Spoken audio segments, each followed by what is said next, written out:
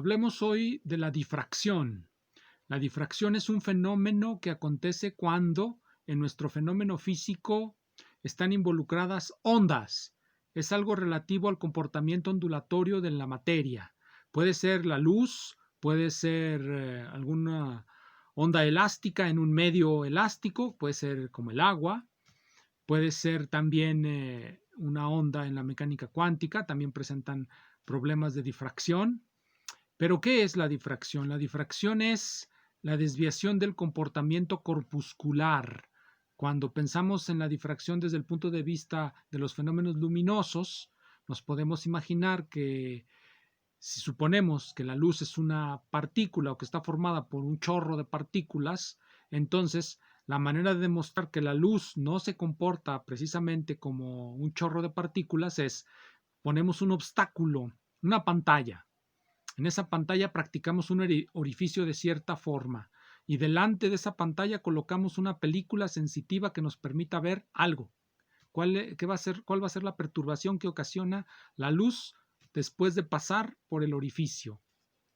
Pues bien, lo que observamos es a lo que se llama un patrón de difracción, un conjunto de franjas oscuras y luminosas. Eso es el fenómeno de la difracción. También se puede observar en las sombras. Si ustedes proyectan una sombra sobre la pared, la sombra de su mano, y se acercan y la ven, van a observar que hay como una serie de pequeñas franjitas, unas blancas y otras oscuras. Estas franjitas indican la presencia de un fenómeno ondulatorio. Es la onda que se está, digámoslo así, deslizando, doblando a lo largo del obstáculo.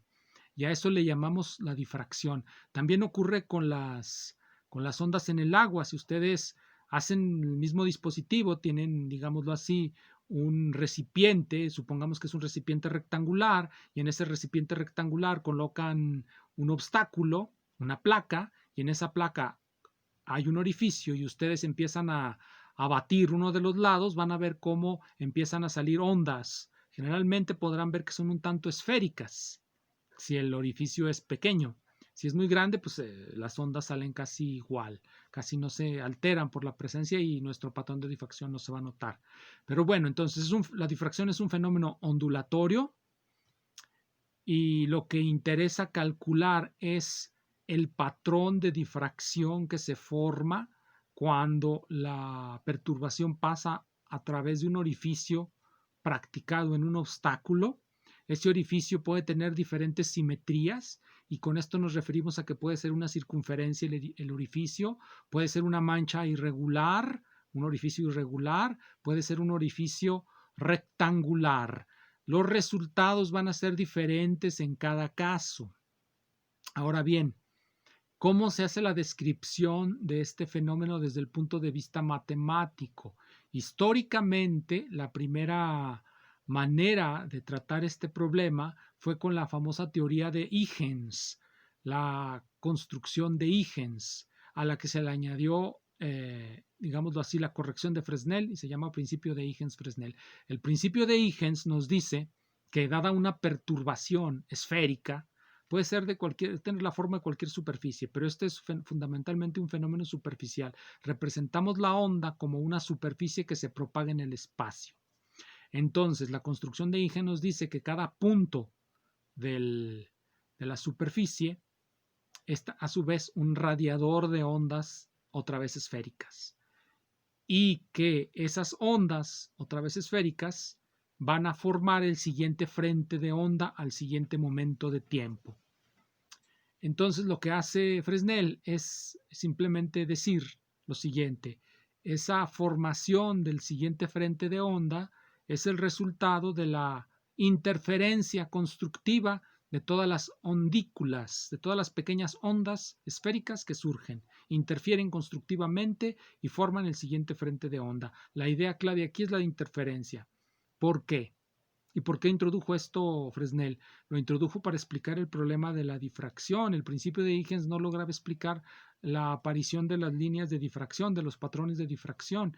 Entonces, Fresnel notó que la interferencia de ondas genera exactamente los mismos resultados que la difracción. ¿Cuál es la diferencia entre la interferencia de ondas y la difracción? una muy sencilla y que aparece muy seguido en la física. La interferencia es la difracción de un número discreto, o sea, finito, o sea, unas poquitas ondas.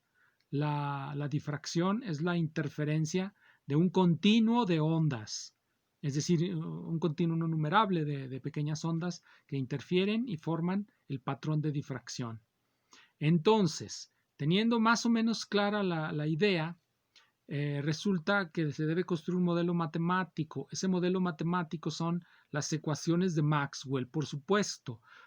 Para el caso de la luz, se debió primero llegar a la conclusión que la luz es una perturbación electromagnética, que es lo que hace Maxwell en su Tratado de Electricidad y Magnetismo. Unifica la óptica con la electrodinámica, uno de los tantos, uno de los tantos aciertos que luego se hipostasían y todo el mundo cree que debe de unificar todo en la física, como si pudiera encontrar una sola ecuación que describa todo, como si la naturaleza fuera una totalidad coherente. Pero bueno, esas son las ideas filosóficas que hay detrás de esto. Lo que sí es una totalidad coherente son la electricidad, el magnetismo y la luz. La luz es una perturbación electromagnética y eso es de lo que se habla cuando se habla de difracción generalmente. También puede haber difracción de ondas electromagnéticas, pero generalmente se habla más en el curso de óptica. Cuando se ve el curso de electromagnetismo también se va a ver de nuevo la difracción, pero desde el punto de vista de la teoría electromagnética, es decir, la difracción es un fenómeno ondulatorio y por lo tanto se puede tratar a un nivel abstracto si tenemos el modelo matemático de la propagación de la onda como una teoría matemática. Entonces, tenemos pues lo siguiente, el dispositivo experimental consiste de una pantalla en la que se practica un agujero. Ese agujero puede tener diferentes formas. Las formas importan porque la solución y el patrón de difracción que nos van a dar que nos va a dar ese dispositivo cambia de acuerdo a las simetrías del pequeño huequito. Cuando se tiene un hueco que tiene forma de rectángulo o de cuadrado, la solución se da en términos de lo que se conoce como integrales de Fresnel. Son las que dan el patrón de difracción, las integrales de Fresnel. Resulta que Moshinsky en este libro está ese tratado, en el tomo 3, la página es la 271, encontró en la mecánica cuántica, como era de esperarse, por otro lado, un patrón muy similar al de las integrales de Fresnel y por lo tanto encontró un patrón de difracción. El artículo se llama Difracción en el tiempo. El dispositivo experimental de Moshinsky es exactamente el que les he indicado, con una variante. El huequito se abre o se cierra en función del tiempo. El que se abra o se cierre el huequito en función del tiempo hace que en las integrales de Fresnel, los argumentos de las integrales de Fresnel sean el tiempo, sea precisamente la variable temporal, la que aparece como argumento de las integrales de Fresnel. Por lo tanto, Moshinsky llamó a esto difracción en el tiempo. La difracción en el espacio es cuando las integrales de Fresnel tienen como variable una variable espacial. Entonces, pues ese es el fenómeno que Moshinsky predijo que se iba a dar cuando se llevaba a cabo su dispositivo experimental. Al parecer, sí ocurre como él dijo, sí se comprueba experimentalmente que hay una difracción en el tiempo. Bueno, las integrales de Fresnel, cuando se utilizan como funciones que parametrizan una curva, dan lo que se llama la espiral de Cornu. La espiral de Cornu es la representación paramétrica de las integrales de Fresnel, la representación gráfica, la representación de geometría analítica de las integrales de Fresnel, bueno, geometría diferencial. Entonces, hay otro señor, Feynman, en todos sus libros, Feynman tiene un especial gusto por utilizar el dispositivo de difracción para ilustrar la diferencia entre una onda y una partícula, ya que para él ese es el elemento fundamental de la mecánica cuántica, decir que una onda es también una partícula o que bajo ciertas condiciones experimentales una onda es una partícula es para Feynman lo que define a la mecánica cuántica en distinción a la mecánica clásica. Entonces, en este libro, que es el volumen 3 de las lecturas de Feynman, encontrarán esa explicación, pero no encontrarán la formulación que hace Feynman del principio de Huygens para la mecánica cuántica. También en la mecánica cuántica va a valer un principio de Huygens. Es la base de la formulación de las integrales de trayectoria de Feynman. Es decir, es la base de una formulación lagrangiana de la mecánica cuántica, como en alguna ocasión comenté. Otro libro muy importante, muy interesante sobre esto es La teoría matemática del principio de Huygens, de Bevan Baker y E.T. Cobson.